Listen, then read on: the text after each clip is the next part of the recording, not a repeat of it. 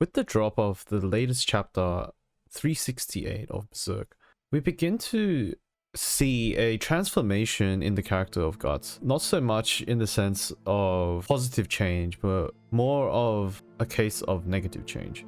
And we see this from the beginning of the chapter, where we see him completely overwhelmed by his environment, completely overwhelmed by the shadowy figures that have surrounded him. And they beckon him by saying stuff like sacrifice and answer us and sacrifice.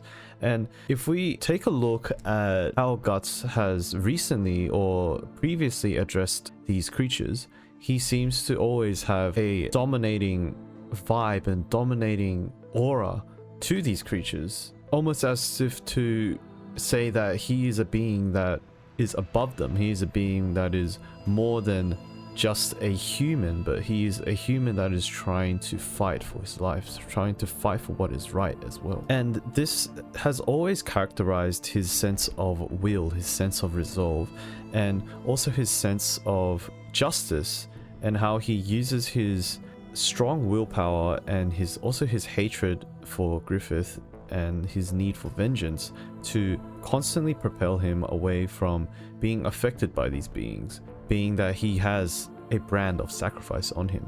But in this chapter, this is when we realize that all the events that have led up to now is supposed to have given Guts a sense of relief, a sense of having a break from being such a hardened individual through tons and tons of mental and physical suffering. And this chapter really challenges that. This chapter really challenges the character of Guts to start developing a different outlook, one that he isn't very familiar with. And we will get into that at a later point. Now, in the next page, we see a scene change. And we see the other side characters seemingly struggling to also survive against this sudden attack of these devilish creatures. And this is also when we realize that this isn't their first encounter with these creatures. They seem to have fought them before in the previous arc. Now, I can't really remember for sure since I am just starting to reread it again. And it has been quite a few years. But we see that Isidro reminds us that these are the same beings that they saw in Albion. And he immediately also questions this reality. And this is a very important aspect of this page because it makes us remember that they are currently in fairyland. They're currently in a land that they have hoped and have yearned for to be an utopia. And it has been in all means until Griffith arrived and decided to completely overtake and completely shatter this sense of reality. Now, another thing that I noticed in this page is also the absence of the Queen's remarks and the absence of the Queen's, I suppose, composure. If we take a look closely at her facial expressions, it almost seems that she has also been overtaken, she has also been violated by this surge of evil, this surge of darkness that has unwelcomingly arrived on this island to taint what was supposed to be a peaceful utopia. Yet we see that her only protectors are the humans that had arrived from an external environment. And we do not see any of the fairies right now. We do not see any of the pixies, the fairies, and all the other pure, innocent creatures that have once roamed this land. And I think this will be certainly explained in a future chapter as to where they went, but current idea that I have in my mind is that they were also overtaken by these dark spirits, or at least they were scared and frightened away and have sought safety, because they also know that these dark beings are not to be trifled with. These dark beings are creatures that cannot be overwhelmed by their own fighting power. And then we arrive to the next page. Now, the figure of Skull Knight has always impressed me because he seems to resemble both a dark energy as well as a positive energy, very much like a character that we've all grown to love, which is God. And throughout the entire manga, or especially in the second half, we see that he really shares a lot of parallels with, especially with the analysis of his background, an analysis of the armor that they both have used before, which is the Berserker armor. And we also see a familiarity between their characteristics of coming to save those who need saving. And in this case, it's these humans, it's these members of the blackswordsman party. And here we realize that Skull Knight has actually come to warn them as well.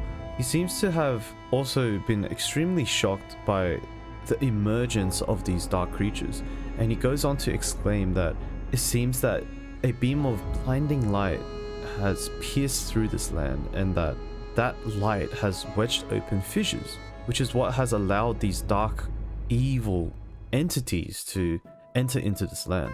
And he goes on to state that they are too much for ordinary people, which also states that he himself is not an ordinary person. And if we take a look back at the first page again, we also see that Guts seems to be unaffected by these creatures on a physical standpoint. He seems to be overwhelmed, or letting them overwhelm him on a mental capacity. Physically, he does not seem to be wavering at all. He seems to be just standing amongst them while they beckon, describe him as a sacrifice. Now, if we continue down to the next page, we see that Skull Knight has in fact started a war against these creatures, and these creatures seem to be revolting as well and responding to his attacks. However, it seems to have taken their focus off the humans, and they in turn have an opportunity to run away and to escape this evil scenario.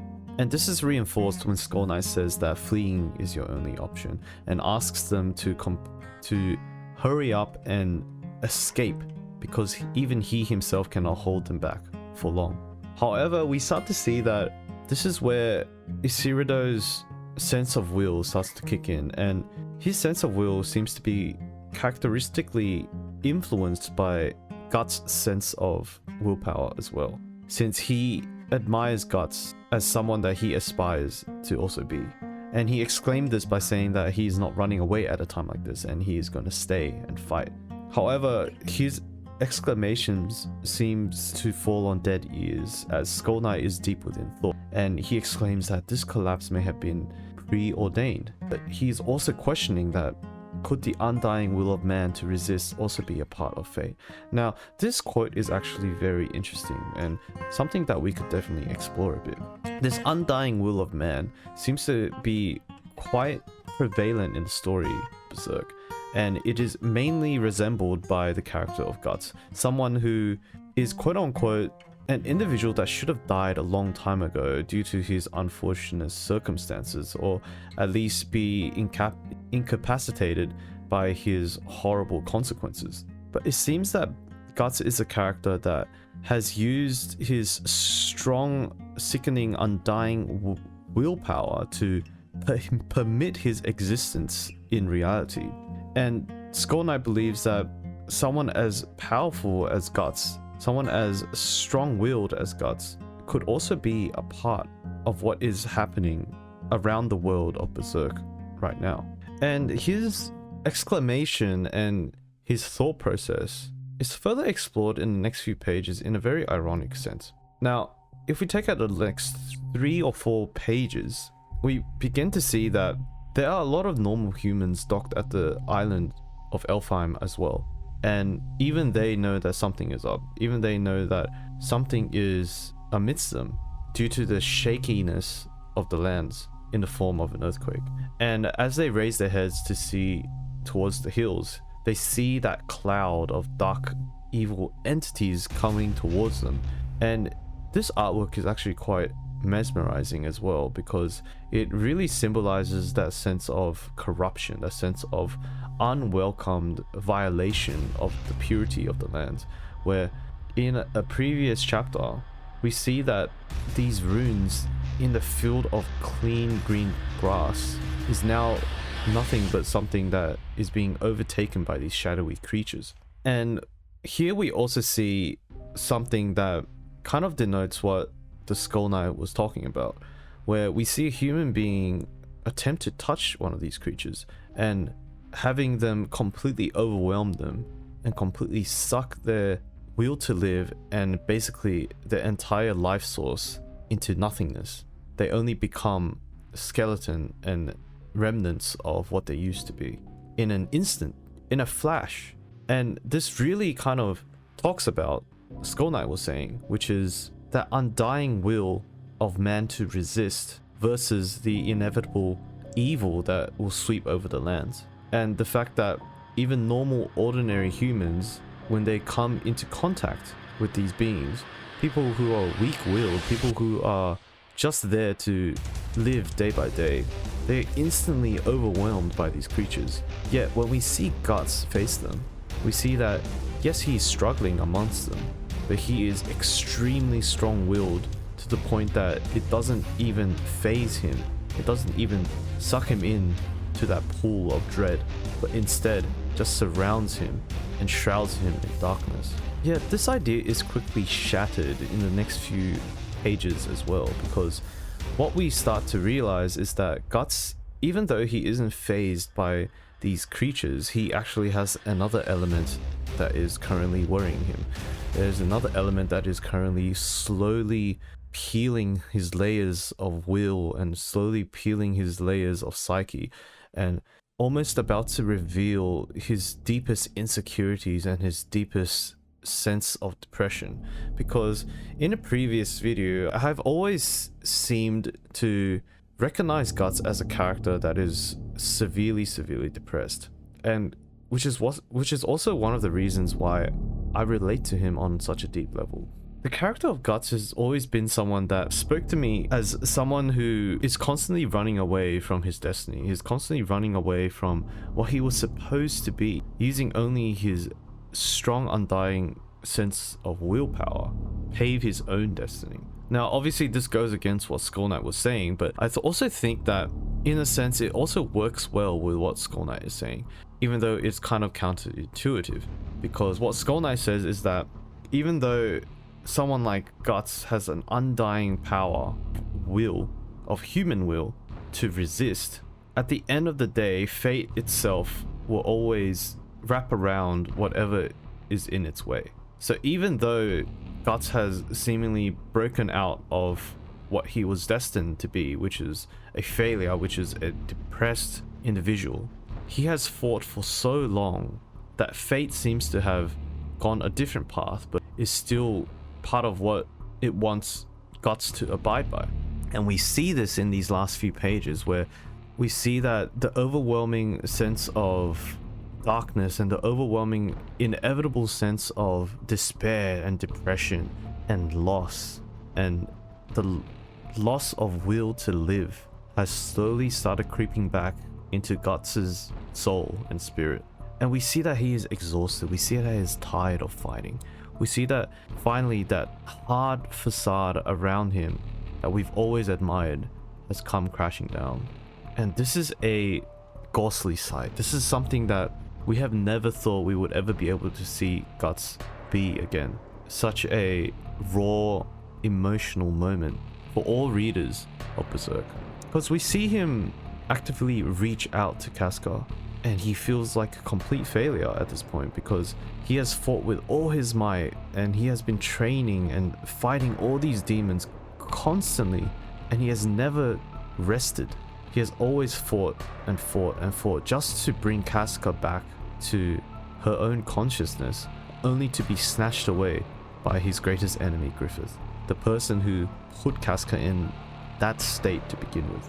And he couldn't even enjoy, he couldn't even revel in his achievements, because it wasn't even a matter of achieving it, because he never achieved anything at this point. The only thing he achieved was bringing Casca back to her former self, but still not fixing her completely due to her PTSD, and then only to see his greatest enemy steal her away again. And this chapter ends on that note, where we see that darkness swallowing everything, including Guts now. And it's just such tragic chapter, because we see Guts completely being overwhelmed by this darkness. We see him being overwhelmed by this despair and this loss and this depression. And for the first time in the history of Berserk, we see him look so defeated And we also see him accept the darkness around him and accept the darkness as it slowly creeps onto him and bury him beneath all this rubble. And he seems to have given up and allowed the darkness to swallow everything.